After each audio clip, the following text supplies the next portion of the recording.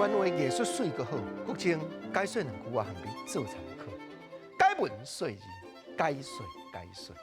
真侪只大兄大姊老辈白手成家，过去艰苦的生活，如今回想起来，点滴在心。有几多句的台湾俗语，搁正今日甲探讨，都是时势变迁咧描写这种的内涵。头一句咱来讲米贵兼闰月，吼吼，闰月就13个月呢。就比较大英年加一个月呢，米长咧贵啊！这个日子，所以比较以前也较长也较歹过。嗰种是伫倒位去看到这句俗语话？社会听人讲以外，我捌亲目睭，伫咧1950年代《民生日报》的社论去看到，《民生日报》尾也改台湾日报，但即马无办啊！竟然伫社论看到，正就是因为国民党来介管台湾，台北市小卖米价东半中间。抢几落百倍起来，吼！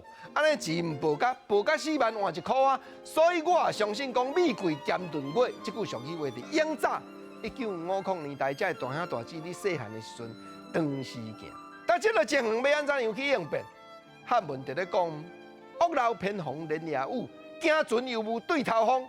无奈，只有是新梨换旧梨，渐多蒙过时，但无要安怎，就是讲无在调，做一个拢换新啦。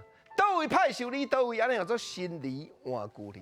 有哪有人讲新梨接旧梨？目的就是为着渐多梨甲时互相斗旧啊，渐多渐多。即马社会，这个爸阿母有讲一句讲：时到时长，无米煮番薯汤。过前我有看到日本时代，日本人来编的台湾俗语册，台湾语言集览内底，我有一句，我咧讲时的，讲到迄个时，也迄个期，对啦。